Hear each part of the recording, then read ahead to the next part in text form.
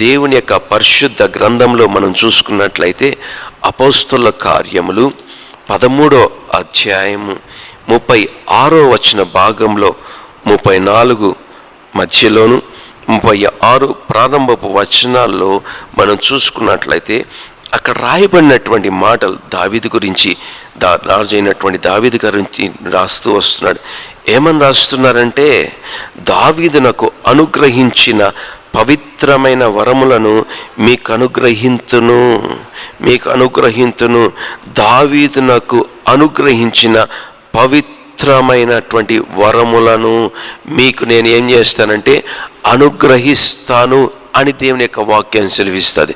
నా ప్రియమైనటువంటి దేవుని బిడ్డలారా, దేవుని యందు ఎప్పుడైతే ఒక వ్యక్తి భయము కలిగి భక్తి కలిగి జీవిస్తూ వస్తారో, దేవుని ఆరాధిస్తూ వస్తారో, దేవుని దగ్గర నమ్మకంగా బ్రతుకుతూ వస్తారో, ఆ వ్యక్తికి దేవుడు ఏం చేస్తాడో తెలుసా?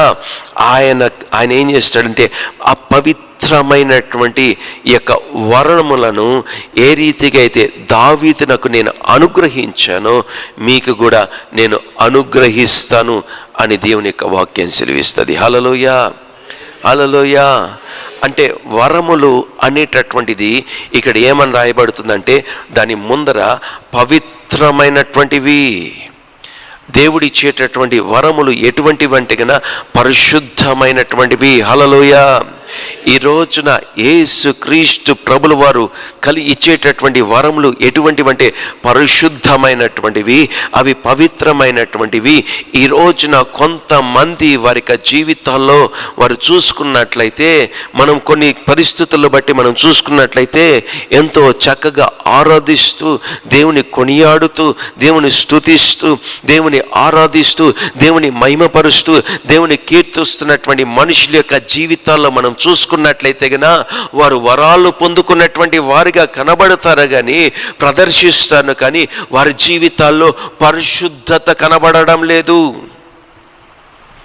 వారి జీవితాల్లో పరిశుద్ధత అనేది కనబడడం లేదు. అంటే దేవుడు ఎటువంటివి వరములు అనుగ్రహిస్తాడంటే పరిశుద్ధమైనటువంటి వరములని నేను ఏదైతే దావీదుకు అనుగ్రహించానో అదే పరిశుద్ధమైనటువంటి వరములు మీకు కూడా నేను అనుగ్రహిస్తానని దేవుడు చెప్తుంటే, అయితే ప్రస్తుత దినాలలో సేవకులను పిలబడుతున్నటువంటి వారి జీవితాలలో, ఈ యొక్క భక్తి కలిగినటువంటి విశ్వాసుల యొక్క జీవితాలలో అపరిశుద్ధమైనటువంటి వరాలు ఎన్నెన్నో కనబడుతున్నాయి.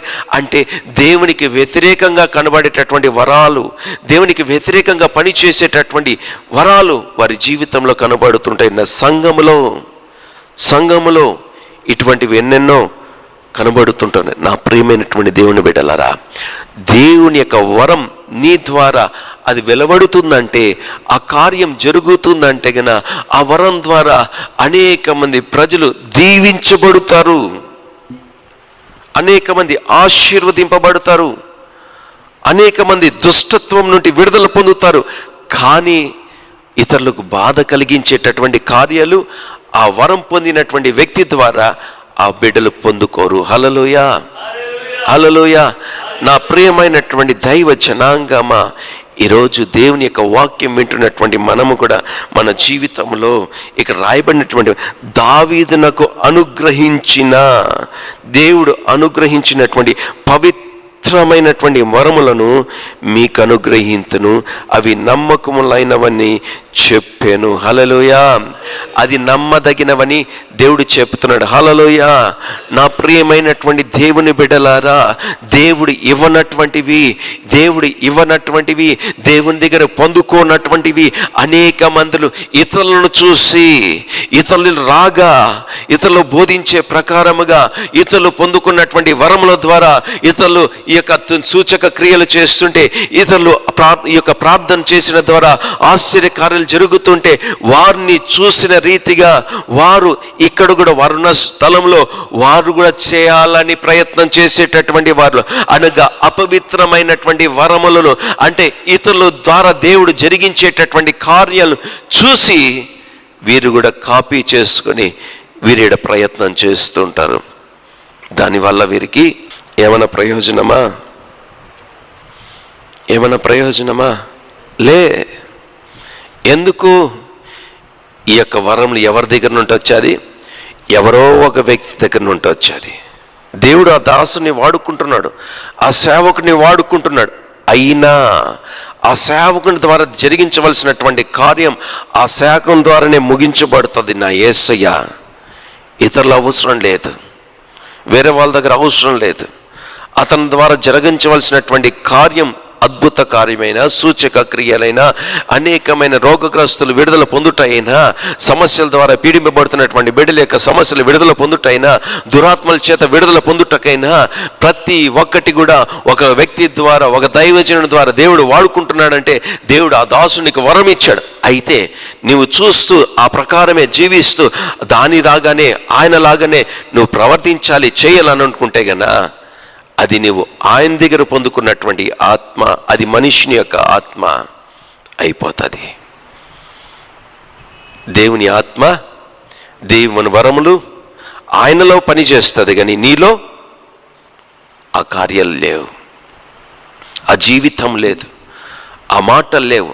ఆ మాటలు ఒకే రీతిగా ఉండొచ్చు, కానీ దానిలో శక్తి ఉండదు. నా ప్రియమైనటువంటి దేవుని బిడ్డలారా, ఆ యొక్క మాటలో జీవం ఉండదు.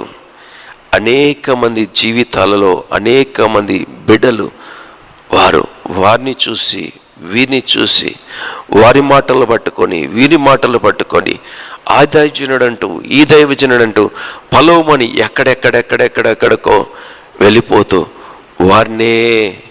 వారినే పట్టుకొని వారి జీవితాల్లో ఏసైని పక్కన పెట్టేస్తూ ఉంటారు. యేసయ్యను పక్కన పెట్టేస్తుంటారు. ఎవరిని పెట్టుకున్నారంటే కన్నా వీళ్ళందరూ కూడా కొంతమంది మన సంఘంలో కూడా సేవకుల్ని పెట్టుకొని పెట్టుకున్నారు. దేవుడు నిన్ను కూడా వాడుకోవాలనుకుంటున్నాడు. ఆయన పరిశుద్ధమైనటువంటి వరములు నీలో నింపి దేవుడు వాడుకోవాలనుకుంటాడు. అయినను కూడా వీరేం చేస్తున్నారో తెలుసా? వీరేం చేస్తున్నారు? నీ వరములో దయ్యా